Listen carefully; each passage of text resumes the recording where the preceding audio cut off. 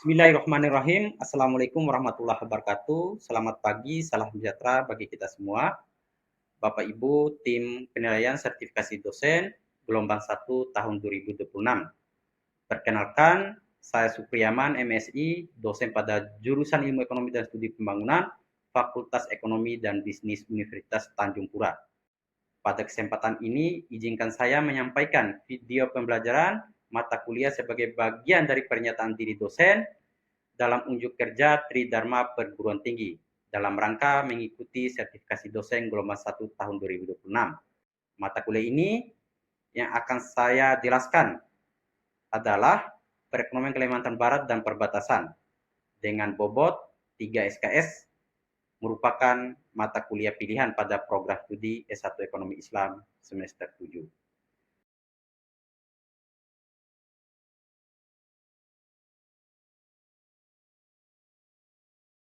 Rencana pembelajaran semester mata kuliah ini mencakup deskripsi mata kuliah, capaian pembelajaran yang diharapkan, materi, serta metode pembelajaran dan sistem penilaian yang diterapkan di mata kuliah ini. Materi atau bahan kajian di mata kuliah ini ada 10. Yang pertama, ekonomi regional dan perbatasan. Kedua, karakteristik ekonomi Kalimantan Barat dan wilayah perbatasan. Yang ketiga, prinsip muamalah dan perdagangan lintas batas dalam Islam. Yang keempat, isu sosial ekonomi di wilayah perbatasan. Yang kelima, kebijakan pemerintah terkait perdagangan lintas batas. Yang keenam, studi literatur kasus perdagangan Entikong, Tebedu. Yang ketujuh, metodologi observasi ekonomi wilayah. Dan yang kedelapan, praktik lapangan ke wilayah perbatasan Entikong atau sekitarnya. Yang kesembilan, analisis hasil observasi. Dan yang terakhir, penyusunan dan presentasi laporan kelompok. Jadi proses pembelajaran pada mata kuliah ini dilaksanakan dengan pendekatan blended learning, yaitu kombinasi pembelajaran luring dan daring. Metode pembelajaran di mata kuliah ini, yang pertama metode ceramah dan presentasi, yang kedua case based learning, yang ketiga tugas individu dan makalah, dan yang keempat diskusi kelas, dan yang kelima praktik lapangan. Interaksi antara saya sebagai dosen pengampu dengan mahasiswa berlangsung dalam beberapa bentuk. Yang pertama, interaksi langsung di kelas melalui ceramah, tanya jawab, dan diskusi saat presentasi makalah mahasiswa. Kedua, bimbingan dan pendampingan saat mahasiswa melakukan praktik lapangan ke wilayah perbatasan, termasuk dalam menyusun metodologi observasi sebelum keberangkatan. Sistem penilaian mata kuliah ini disusun berdasarkan beberapa unsur dengan bobot sebagai berikut. Yang pertama, ujian tengah semester dengan bobot 15%, ujian akhir semester 25%, tugas 5%, diskusi 5%, dan case based learning hasil makalah 30%, case based learning presentasi 20%. Baik, saya akan memperlihatkan contoh aktivitas proses pembelajaran di kelas melalui video berikut ini. Baik, Assalamualaikum warahmatullahi wabarakatuh. Waalaikumsalam warahmatullahi wabarakatuh. Selamat siang. Siapa? Oke, hari ini kita akan melaksanakan perkuliahan di pertemuan ketiga ya, di mata kuliah Perekonomian Kalimantan Barat dan isu-isu perbatasan. Di pertemuan ketiga ini kita akan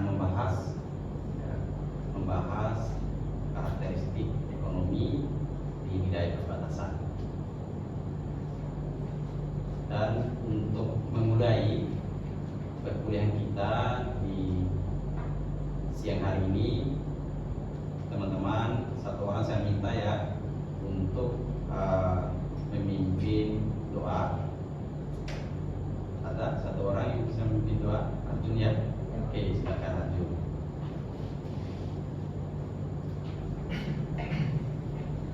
Baiklah, sebelum kita memulai pertemuan kita pada hari ini, marilah kita berdoa menurut agama dan kepercayaan masing-masing. Berdoa dimulai. Berdoa selesai. Oke, terima kasih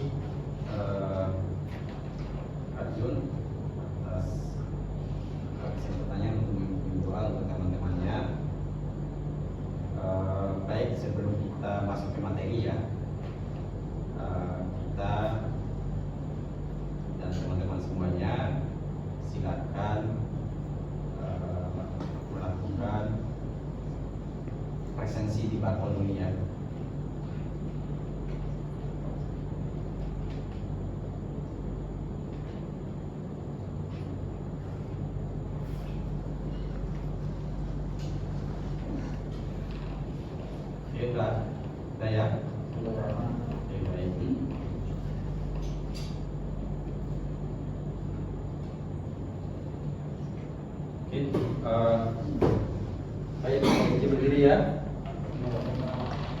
Jadi hari ini kita akan membahas materi tentang karakteristik ekonomi Kalimantan Barat dan wilayah perbatasan ya.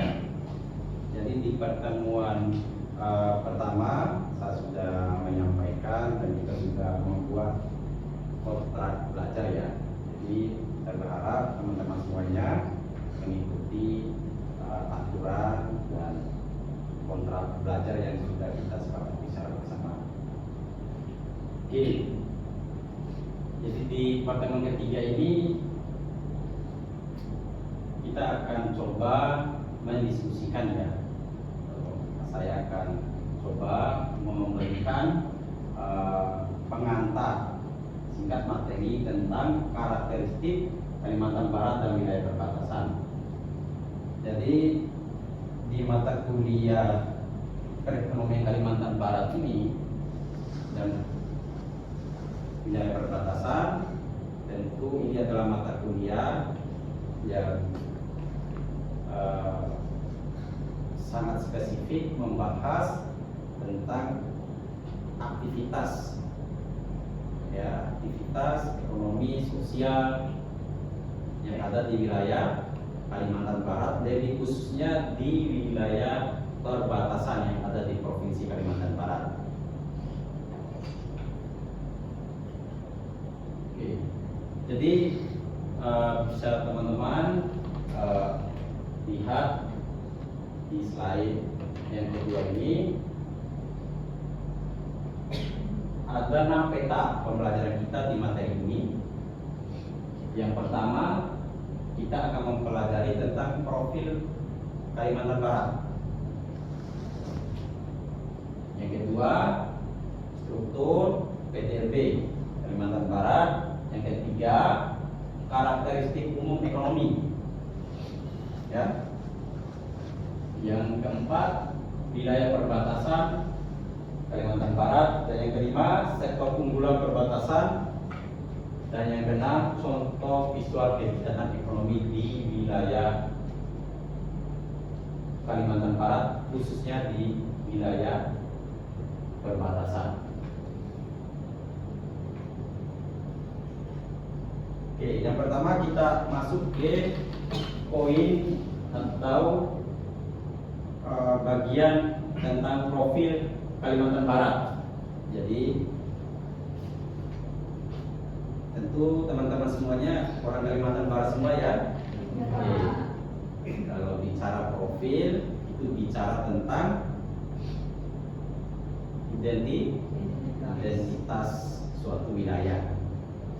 Identitas suatu wilayah itu yang menggambarkan tentang seberapa luasnya wilayah Provinsi Kalimantan Barat, berapa jumlah daerahnya, dan berapa jumlah penduduknya, serta provinsi ini atau Provinsi Kalimantan Barat adalah salah satu provinsi yang berbatasan langsung dengan negara Malaysia. Dan Provinsi Kalimantan Barat juga adalah provinsi yang memiliki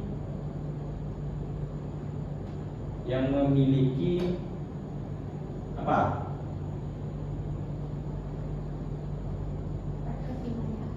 Kelarin? Oke. PLBN. Jadi PLBN itu apa? Pos lintas batas negara ya. Jadi pos lintas batas negara itu adalah pintu keluar dan pintu masuk secara resmi bagi penduduk ya yang ada di Indonesia, khususnya di Provinsi Kalimantan Barat yang ingin masuk ke atau ingin berpergian ke negara Malaysia. Pun juga sebaliknya. Jadi itu adalah salah satu profil atau ciri khas Provinsi Kalimantan Barat dibandingkan provinsi lain yang ada di Indonesia.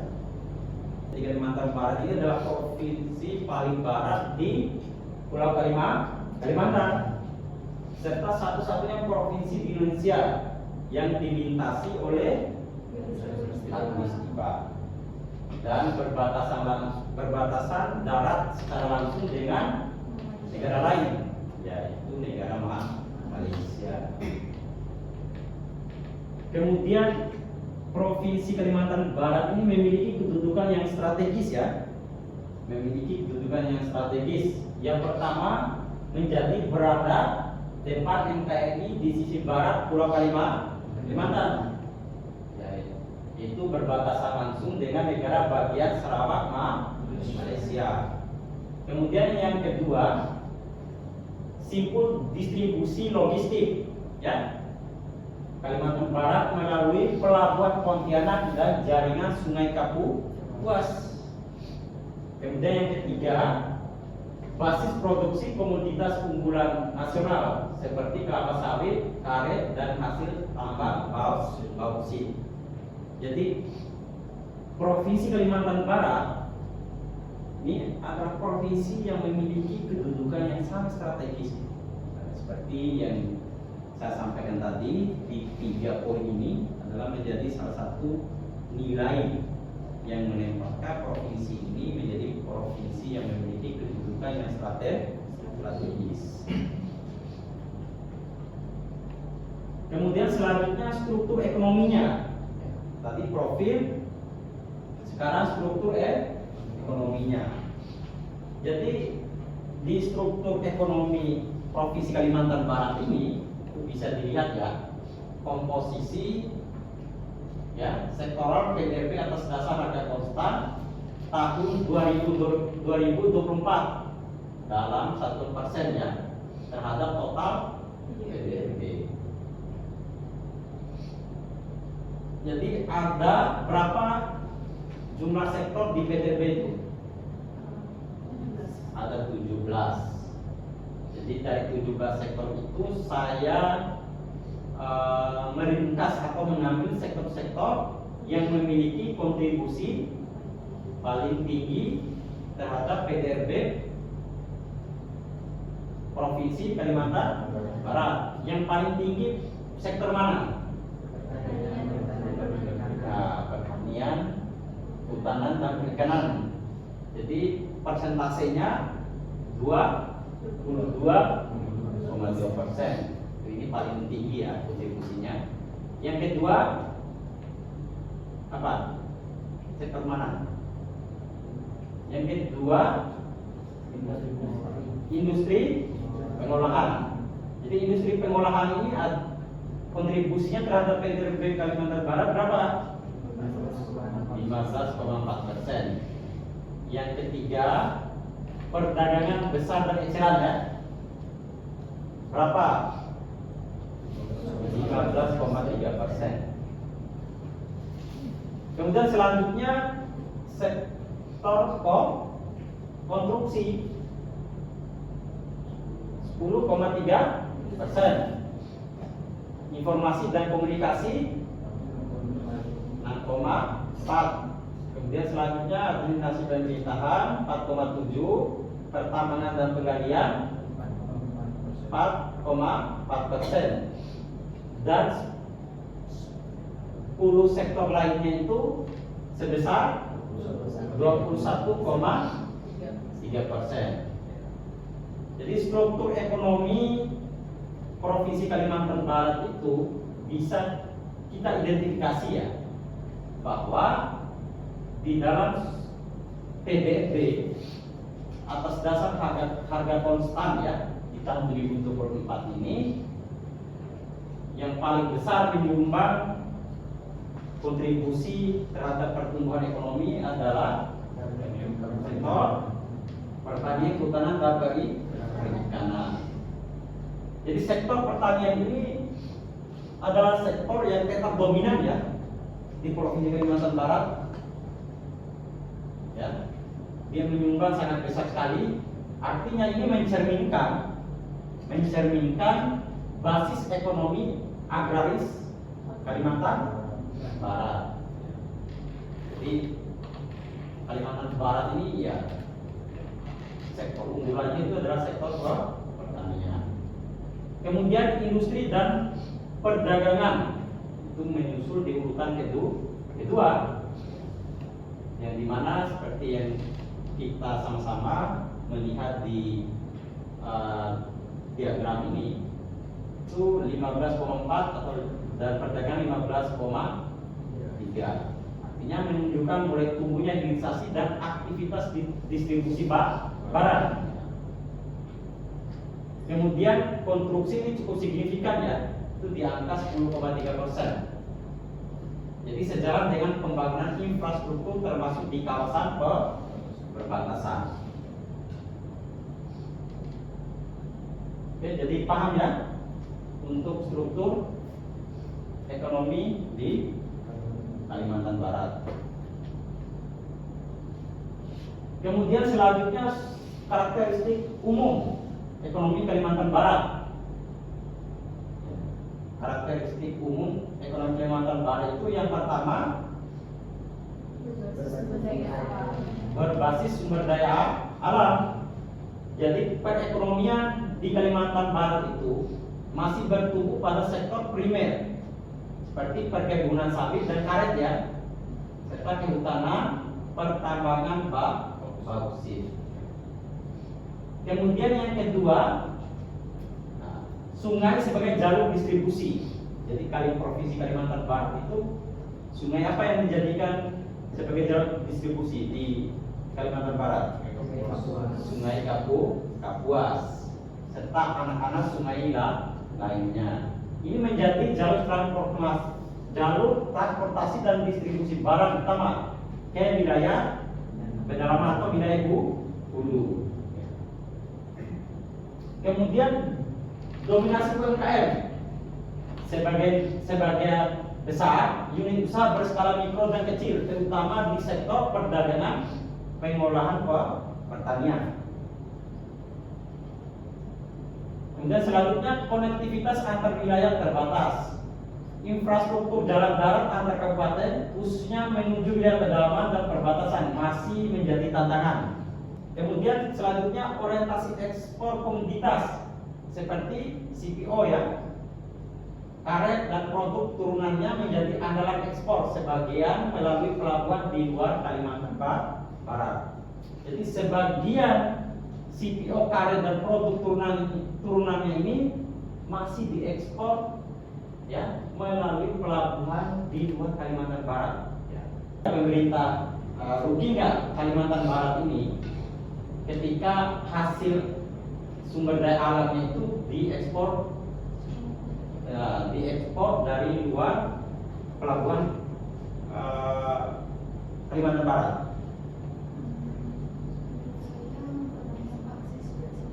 Ya. Jadi benar-benar misalnya pelabuhan kita sendiri. Oke. Jadi menurut Rizka bahwa pemerintah Kalimantan Barat harus bisa menjaga agar produk-produk ini bisa diekspor secara langsung ya melalui pelabuhan yang ada di Kalimantan Barat ya. Karena biaya atau harga CPO atau karet serta produk lainnya itu bisa memiliki harga yang bagus karena diekspor langsung dari pelabuhan yang ada di wilayah Provinsi Kalimantan Barat. Kemudian selanjutnya interaksi ekonomi lintas batas. Sebagai provinsi perbatasan, sebagian aktif ekonomi utara terhubung langsung dengan Sarawak Malaysia. Jadi kemudian selanjutnya wilayah perbatasan Kalimantan Barat, cakupan dan skala. Wilayah perbatasan Kalimantan Barat ini memiliki panjang 966 km. Jadi panjang garis batas darat antara Republik Indonesia dan Malaysia di Kalimantan Barat itu 966 km. Di Provinsi Kalimantan Barat ini memiliki 5 kabupaten berbatasan langsung dengan Malaysia. Ya. Kemudian pos lintas batasnya yang dibuka secara resmi ada di 3. Ada PLBN Entikong, Aruk, dan Nanabadau. Jadi 3 PLBN ini sudah dibuka secara resmi oleh pemerintah untuk dilalui, untuk dipakai untuk aktivitas mobilitas orang dan barang. Kelima kabupaten perbatasan memiliki kontribusi ya terhadap PDRB Kalimantan Barat yang relatif lebih kecil dibanding kabupaten kota di jalur pantai barat, namun menyimpan potensi besar sebagai pintu gerbang perdagangan lintas negara. Jadi 5 kabupaten yang berbatasan langsung ya, yang berbatasan langsung dengan wilayah Sarawak Malaysia itu kontribusinya masih relatif rendah dibandingkan dengan wilayah yang tidak berbatasan langsung dengan Malaysia. 5 kabupaten yang berbatasan langsung ini perlu ditingkatkan kontribusinya karena memiliki potensi yang luar biasa. Kemudian selanjutnya peta konsep sebaran kabupaten perbatasan dan PLBN. Jadi ini diagram skematik ya, bukan peta geografis presisi ya, yang menggunakan posisi relatif 5 kabupaten berbatasan terhadap garis batas Sarawak Malaysia. Ini Kabupaten Sambas ya, itu PLBN Aruk, Bengkayan ya, ini tanpa PLBN resmi sekalipun sudah ada PLBN Jakui Barat. Sanggau PLBN Entikong, Sintang belum ada ya. Kemudian Kapuas Hulu sudah ada. Jadi catatannya Bengkayang dan Sintang berbatasan langsung dengan Sarawak ya. Jadi Bengkayang dan Sintang ini berbatasan langsung juga dengan Sarawak, namun belum memiliki PLB resmi berskala penuh, sehingga arus perdagangan formal lebih terkonsentrasi pada 3 PLBN yang telah beroperasi, antara lain Entikong, Aruk, dan Nanabadau.